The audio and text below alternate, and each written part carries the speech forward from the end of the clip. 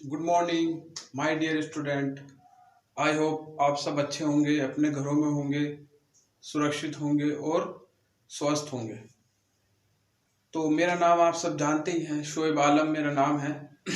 और मैं आपको जो है आरबीएससी बोर्ड का क्लास 10th का मैथ का सिलेबस करा रहा हूँ। इसमें हम लोगों ने जो है स्टार्ट किया हुआ है कल, यानी इससे प्रीवियस वीडियो में मैंने आपको जो है हम लोग जो है हिंदी मीडियम में एक चैप्टर पूरा कर चुके हैं वैदिक मैथ का, और सेकंड चैप्टर हम लोग कर रहे हैं वास्तविक संख्याएं। उसमें मैंने कल आपको जो है थोड़ा बेसिक बताया था। वास्तविक संख्याओं को पहले शुरू करने से पहले मैंने आपको कुछ उसका बेसिक बताया था, जो आपने 9th क्लास में एक चैप्टर था संख्या पद्धति, उसमें पढ़ा होगा। जैसे आपको प्राकृतिक संख्याएं हो गई और पूर्ण संख्या हो गई, पूर्णांक हो गए, अभाज्य संख्याएं, भाज्य संख्याएं, सम संख्या, विषम संख्या, यानी इनके बारे में मैंने आपको कल बताया था। परिमेय संख्याएं बताया था, अपरिमेय संख्याएं बताया था। तो आज हम चलते हैं आगे। अगर कोई स्टूडेंट इस चैनल पे, मेरे चैनल पे नया आया है तो जो है इस चैनल को सब्सक्राइब जरूर कर ले।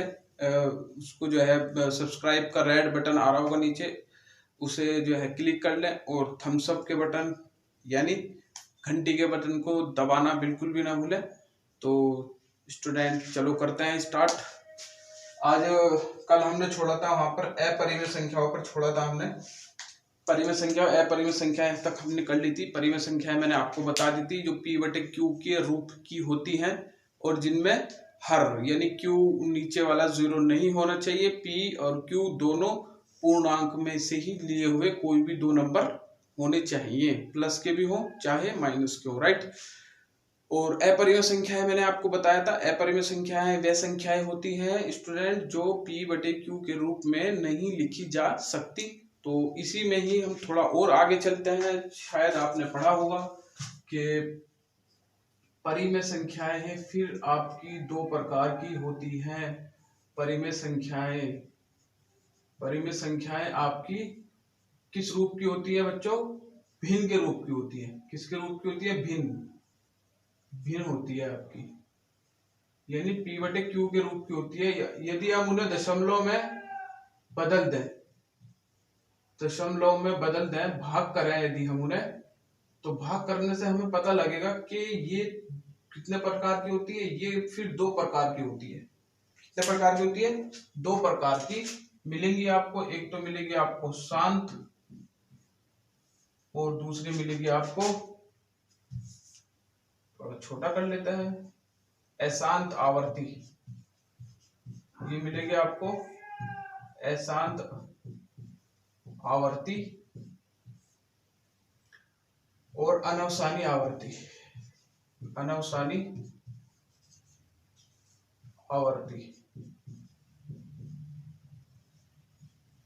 अनवसानी आवर्ती को ऐसे लिख लेते हैं थोड़ा। हाँ, दो तरह की होती है परिमेय संख्याओं। भिन्न को जब हम दशमलव में बदलते हैं यानी भाग करते हैं, तो हम देखते हैं कि ये जो है दो तरह की हमें मिलती है, राइट। तो किस तरह की मिलती है? शांत और अशांत आवर्ती या अनवसानी आवर्ती। अब इनका क्या मतलब है? शांत जो होती है इनमें शेषफल 0 आता है, इनमें शेष 0 आता है, यानी ये पूरा पूरा विभाजित हो जाती है, यानी ये संख्याएं खत्म हो जाती है, यानी ये पूरा भाग हो जाता है। जैसे मैंने आप लोगों के सामने एग्जाम्पल लिया 4/4/2, तो आप 4 को 2 से भाग करो, 2 दूनी 4, शेषफल कितना हो जाएगा? 0। तो खत्म हो गया। तो कितना है आंसर? 2। खत्म हो गया, 0 आया शेषफल, शेष 0 आती है, तो खत्म हो गया। जैसे और दूसरा लिख दिया मैंने आपको, जैसे 49/7, तो 7 7 जा 49, खत्म हो गया, शेषफल 0 आ गया। मैंने आप लोगों के सामने लिख दिया 5/2। क्या ये भी शांत है कि नहीं? तो इसका आंसर है हाँ। क्यों है? तो 5 को 2 से भाग करते हैं, 2 दूनी 4, 1 बचा, यहां दशमलव लगा के 0 लगा लेंगे, और 2 पंजे के 10, शेषफल कितना है? 0। तो खत्म हो गया इसका भी भाग। इसका भी भाग क्या हो गया? खत्म, फिनिश, शेषफल 0 आ गया। तो इसका आंसर आ गया 2.5। तो शांत वह संख्याएं होती है जो खल्लास हो जाती है, यानी फिनिश हो जाती है। फिनिश का मतलब शेषफल जीरो आता है जिसमें, वो शांत होती है। अब बात करते हैं अशांत आवर्ती या अनवसानी आवर्ती की। ये कैसी होती है? देखो इस तरह की होती है, जैसे 3 को 1 से भाग करते हैं, 1 को 3 से भाग करते हैं, नहीं चलेगी मान तो दशमलव लगा के 0 लगा लेंगे। 3 तिया कितना होता है? 9। एक शेषफल बचा, दशमलव लगा तो 0 लगा लेंगे। 3 तिया 9, एक बचा, दशमलव लगा तो 0 लगा लेंगे। 3 तिया 9, एक बचा, दशमलव लगा लेंगे तो 0 लगा लेंगे। 3 तिया 9, फिर एक बचा, यानी ये तो खल्लास नहीं हो रहा, शेषफल आता ही जा रहा है। और इधर भी एक खास बात नजर आ रही है, नंबरों की पुनरावृत्ति हो रही है। नंबरों की पुनरावृत्ति, नंबर वही बार बार रिपीट हो रहा है। तो इसको हम कैसे लिखेंगे? 0.33333 डॉट डॉट डॉट। कहां तक जा रहा है ये बहुत दूर तक जा रहा है, यानी चांद तक जा रहा है ये भी। तो हम कैसे लिख देंगे इसको? कैसे लिख देंगे फिर इसको स्टूडेंट? 0.3 के ऊपर क्या लगा देंगे? बार। बार का मतलब होता है कि वो नंबर पुनरावृत्ति में है, जिसके ऊपर बार लगा होता है, यानी वो नंबर पुनरावृत्ति हो रही है उस नंबर की। एक और एग्जांपल ले सकते हैं हम, 4/11। तो करते हैं 11 से भाग करते हैं 4 को, तो माननी तो चलेगी नहीं, दशमलव लगा के 0 लगाएंगे। तो 11 तिया तो भैया 33 आएंगे, 7 बचेगा, दशमलव लग दी तो 0, और 11 छिक 66, 4 बचेगा, दशमलव लग दी तो 0, 11 तिया 33, कितना बचेगा? 40 में से 7 बचेगा, दशमलव लग दी तो 0, 11 छिक 66, कितना बचेगा? 4, दशमलव लग दी तो 0, 11 तिया 33, ये कितना बचेगा? 7, दशमलव लग दी तो 0, 11 छिक 66। ऐसे ये बढ़ता जा रहा है, शेषफल भी खत्म नहीं हो रहा, खल्लास नहीं हो रहा। और ये जो भागफल आ रहा है, ये भी एक खास किस्म की बात रख के आ रहा है। क्या? इसमें नंबर की पुनरावृत्ति हो रही है। वो नंबर 1 भी हो सकता है, वो नंबर 2 भी हो सकते हैं, नंबर 3 भी हो सकते हैं, नंबर 4 भी हो सकते हैं, नंबर 5 भी हो सकते हैं, जिनकी आपस में पुनरावृत्ति हो रही है। तो यहाँ पर आ रहा है 3 6 3 6 3 6 3 6 डॉट डॉट डॉट, चांद तक जा रहा है। तो ये आएगा 0.36। 3 के और 6 दोनों के ऊपर लगेगा बार, 3 और 6 दोनों के ऊपर लगेगा बार, क्योंकि अब क्या संख्या 36 पुनरावृत्ति हो रही है। 36 36 36 36 36 36 की पुनरावृत्ति हो रही है। तो बार जो लगेगा स्टूडेंट, वो पूरे 36 पर ही लगेगा, ना कि 3 पे, ना कि 6 पे, बल्कि दोनों पे। जो दोनों संख्याएं रिपीट हो रही हैं उन पे ही बार लगता है। ऐसे आई क्या बात समझ में? तो इन्हें बोलते हैं अशांत आवर्ती या अनवसानी आवर्ती, जिनमें खल्लास नहीं होता, जो खत्म नहीं होते और पुनरावृत्ति होती है, संख्याओं की पुनरावृत्ति होती है। शांत में खल्लास हो जाता है, फिनिश, शेषफल 0। अब बात आती है अपरिमेय संख्या। अब बात आती है अपरिमेय संख्या। अपरिमेय संख्या, अपरिमेय संख्या मैंने आपको बताई थी कल, जो P बटे Q के रूप की नहीं होती, यानी अंश बटे हर में कभी भी नहीं लिखा जा सकता। तो इनका भी एक नाम आ गया निकल के। क्या आ गया इनका नाम निकल के? अशांत अनावर्ती। अशांत अनावर्ती या अनवसानी अनावर्ती, यानी इसमें ना तो शेषफल 0 आता है, ना तो ये खल्लास होता है, फिनिश नहीं होता, और ना ही नंबर रिपीट होते। ना तो शेषफल 0 आता और ना ही नंबर रिपीट होते, तो फिर क्या बात है, फिर क्या कहानी है इसकी, क्या परिभाषा लेके आया ये। तो फिर ये परिभाषा लेके आया कुछ इस तरह की, जैसे सपोज करो हमने किसी नंबर से किसी नंबर को भाग करा और भाग करने के बाद कुछ ऐसा नंबर आया 2 3 0 9 0 6 2 3 1 9 5 2 4, ऐसी कहां तक जा रहा है ये, अनंत तक। नंबर ना तो खल्लास हो रहा, भागफल 0 नहीं आ रहा और ना ही नंबर रिपीट यानी पुनरावृत्ति हो रही है। जैसे आप लोगों ने किसका मान पढ़ा होगा, पाई का मान आप लोगों ने पढ़ा होगा। क्या पढ़ा है पाई का मान, 3.141 पढ़ा है या 22/7 पढ़ा है, जबकि पाई का मान ये नहीं होता। पाई का मान क्या होता है फिर, पाई का मान होता है 3.141,5, जहां तक मुझे याद है 5 9 2 6 5 3 5 डॉट डॉट डॉट चांद तक जाती है इसकी वैल्यू भी। तो हम इसकी वैल्यू ये ले लेते हैं, क्योंकि इसकी लगभग वैल्यू होती है, अप्रोक्सीमेशन, यानी इसकी लगभग वैल्यू लेते हैं हम, ये इसकी लगभग वैल्यू लेते हैं अप्रोक्सीमेशन। बाकी इसकी वैल्यू तो हम पता नहीं कर सकते कहां तक जा रही है। आप लोगों ने √2 की वैल्यू बहुत ली होगी, 1.4142135623730 डॉट डॉट डॉट कहां तक जाती है ये भी, अनंत तक। जबकि हम √2 की क्या वैल्यू ले लेते हैं, ये ले लेते हैं डेसिमल के 3 डिजिट के बाद तक की, ये हम इसकी अप्रोक्सीमेशन वैल्यू ले लेते हैं या लगभग वैल्यू। एक आप लोग बहुत √3 की वैल्यू बहुत इस्तेमाल करते हो फ्री में ही, 1.732 इस्तेमाल करते हो नहीं करते हो, तो ये वैल्यू इसकी एग्जैक्टली थोड़ी होती है, ये वैल्यू तो इसकी अप्रोक्सीमेशन होती है। एग्जैक्टली वैल्यू तो इसकी होती है 05 08 07 5 6 8, कहां तक चलेगा पता नहीं। तो ये लेते हैं इसकी वैल्यू, ये लेते हैं, ये 1.73, ये सारी अपरिमेय संख्याएं हैं जिसमें भागफल खत्म नहीं होता, चलता रहता है, और ये वाली संख्या है जो भागफल होता है उसकी पुनरावृत्ति भी नहीं होती और वो जो है उल्टा सीधा चलता रहता है, नंबर भी कुछ ही की पुनरावृत्ति नहीं होती। तो ये था हमारा कुछ basic concept.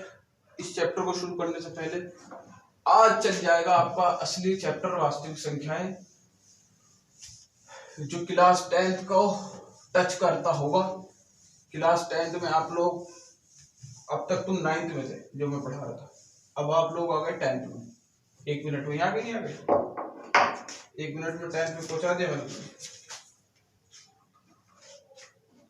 1 minute 2 minute 10th में पहुंचा दिया, ठीक है। अब इसमें 10th में जो पहला टॉपिक है बच्चों वो है यूक्लिड।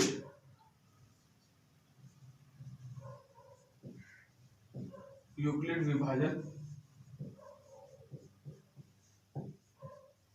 प्रमेय का।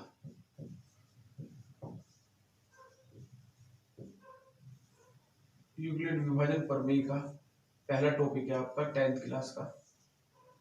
अब ये क्या आफत है,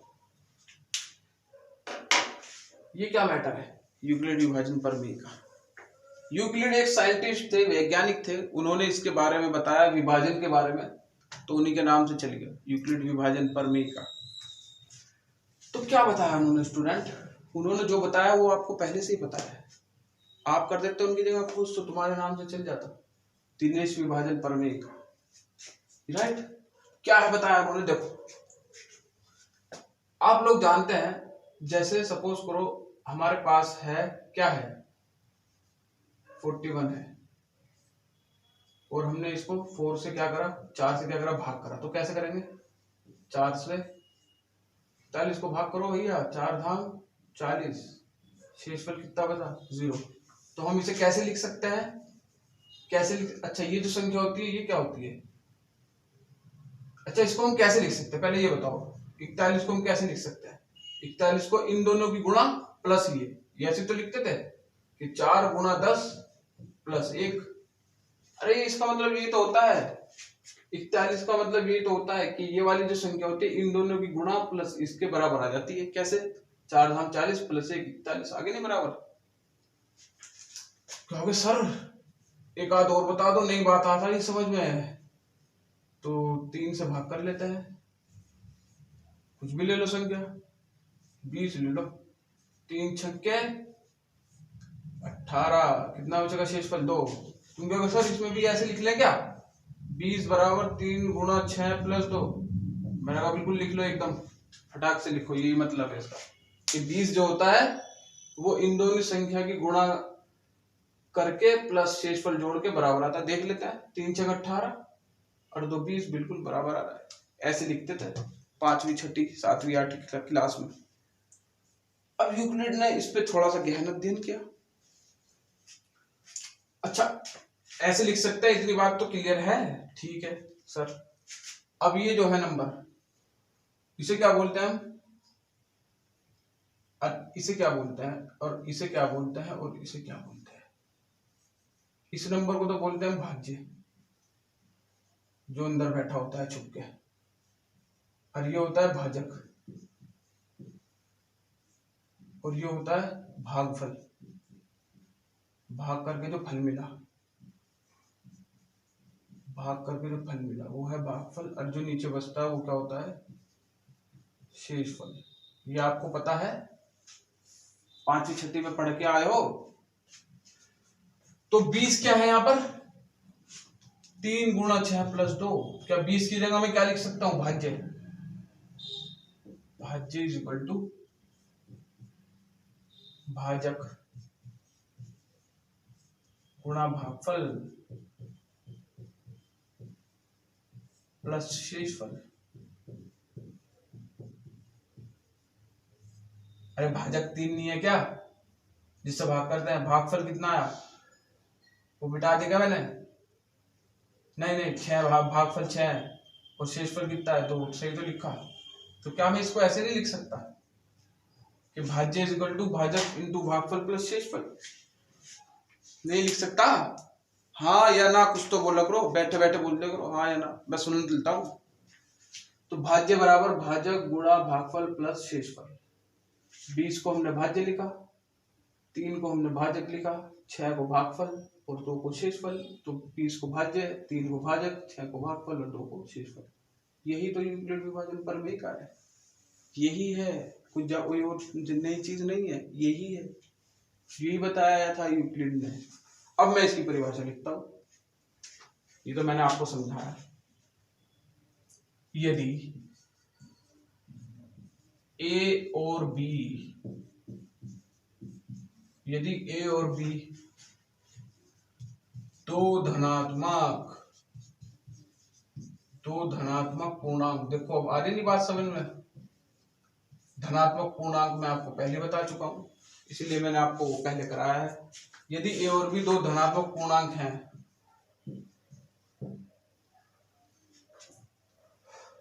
तो दो ऐसे पूर्णांक, तो दो ऐसे पूर्णांक Q व R इस प्रकार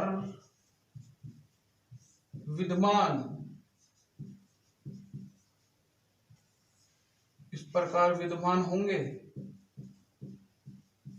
कि, अच्छा एक बात सुनो,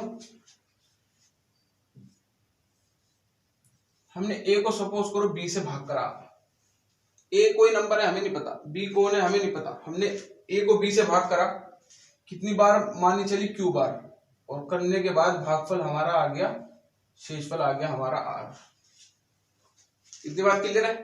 तो इस ए को मैं कैसे लिख सकता हूं, इन दोनों की गुणा प्लस ये, अरे यहां ऐसे तो करा, 20 बराबर 3 गुणा 6 प्लस 2, तो ए बराबर BQ प्लस R, यही बताया था यूक्लिड ने, यही बताया था। और इन्होंने एक चीज और बता दी थी जहां जो आर होगा, ये शेषफल जो होगा, इसका मान पता कितना आएगा, हमेशा इससे भाजक से तो छोटा आएगा और 0 से बड़े या 0 के बराबर भी आ सकता है। ये बात आपको समझनी होगी। हमेशा ध्यान रखना, तुम बहुत सारे बच्चों को चिन्ह का पता नहीं होता। अगर मैं ऐसे से ढक लूं तो इसका मतलब क्या है, आर और बी में कौन बड़ा है, बी बड़ा है और आर छोटा है। जिसकी तरफ ऐसा मुंह खुला होता है मछली का मुंह, वो संख्या बड़ी होती है, और जिसकी तरफ नोक होती है वो संख्या छोटी होती है। तो आर और बी में बी बड़ा है, आर छोटा है। तो इसका मतलब यह है आर के जो मान होंगे वो 0 और बी है, बी नहीं, बी से छोटे नंबर, बी से छोटा नंबर 0 और बी के बीच में मिलेंगे। आर के मान जो है 0 और बी के बीच में आएंगे, लेकिन आर का मान 0 भी हो सकता है, क्योंकि यहाँ इक्वल टू का साइन लग रहा है। तो ये बात समझ में आएगा, यूक्लिड विभाजन प्रमेय का क्या होती है, ए बराबर बी क्यूब प्लस आर, ये वाली बात। तो ये था यूक्लिड विभाजन प्रमेय का आपका पहला टॉपिक। अब है यूक्लिड विभाजन एल्गोरिथम। यूक्लिड विभाजन एल्गोरिथम, ये एक विधि है बच्चों। यूक्लिड विभाजन एल्गोरिथम एक विधि है। किसकी विधि है भाई, ये है, मैं बताता हूं किसकी विधि है।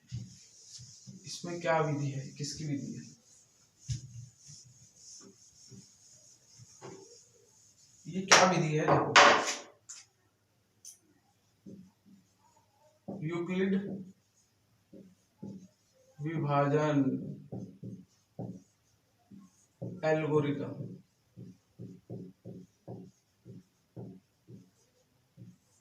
ब्रैकेट में लिख दो विधि, से हम किन्हीं भी दो धनात्मक पूर्णांक का महत्तम समापवर्तक, महत्तम समापवर्तक या इंग्लिश में HCF ज्ञात करते हैं।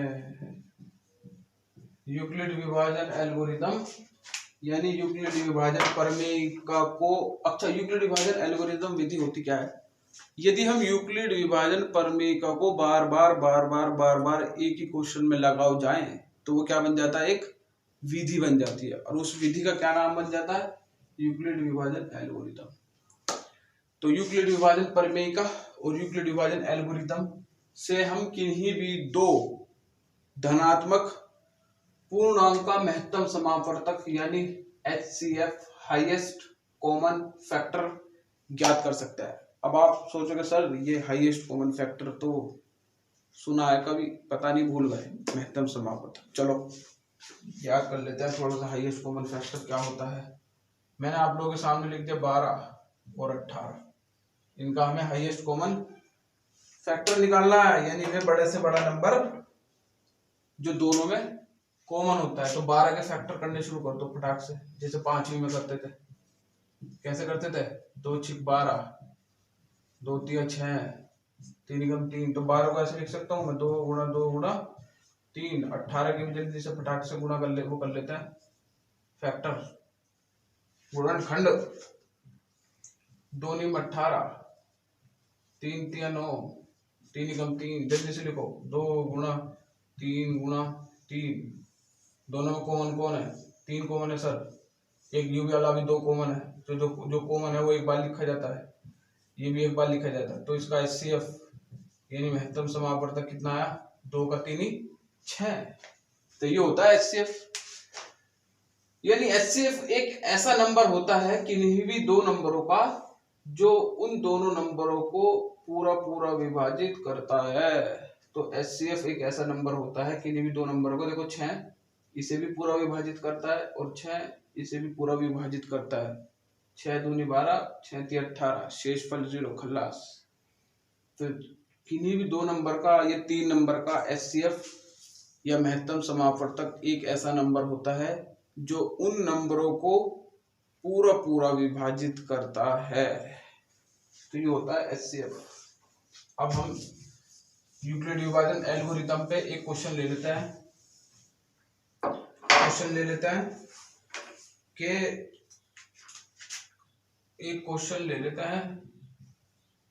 कि 81 और 237 का यूक्लिड विभाजन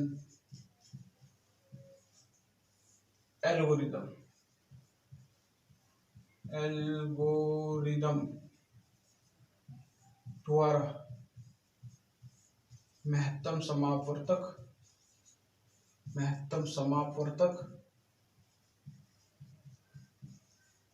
या HCF आता है क्वेश्चन ऐसा, याद करो। कितना है? 81 और 237 का यूक्लिड विभाजन प्रमेय का आ जाए या यूक्लिड विभाजन एल्गोरिथम आ जाए, दोनों एक ही बात है।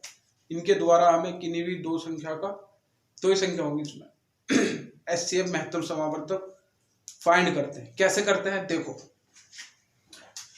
हम क्या करते हैं, यहाँ पर 81 और 237 में कौन बड़ा है? ये तो मछली का मुंह इसकी तरफ कर दो, तो छोटी संख्या से बड़ी संख्या को भाग कर दो।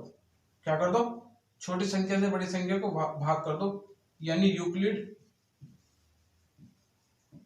विभाजन प्रमेय का लगाने पर,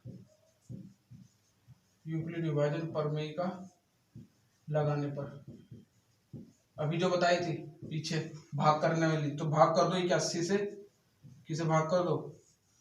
237 को। बता दो कितनी बार चलेगी वैल्यू? 3 बार चला दो क्या?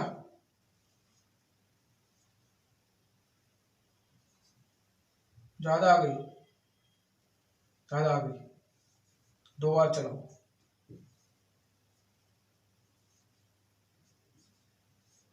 कितना बचेगा? 7 में से 2 गया 5 और 23 में से 16 घटा तो 75। और यहाँ क्या लिखते हैं देखो, यहाँ ऐसे लिखते हैं स्टेप 1। 237 को कैसे लिखूंगा मैं? 237 को कैसे लिखूंगा यूक्लिड विभाजन प्रमेय के द्वारा? 81 गुणा 2 प्लस 75 ऐसे तो लिखूंगा। और यहाँ पे जो शेषफल है, जो हमारा शेषफल है वो बराबर नहीं है किसके? 0 के। यूक्लिड विभाजन प्रमेय का जब तक लगाते चलते हैं जब तक शेषफल 0 ना आ जाए। यहां लिखेंगे दोबारा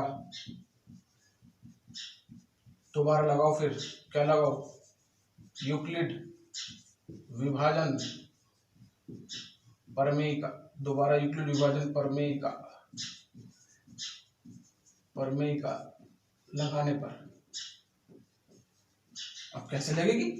अब ऐसे लगेगी, देखो 75 है यहाँ, इस 75 को अब किसे भाग करेगा? 75 इस वाली संख्या को, इसे यहाँ लिख लो। कितनी बार चलेगा? 75 एकम 75। शेषफल कितना आएगा? शेषफल 6 आएगा। शेषफल कितना आएगा? 6 आएगा भाई।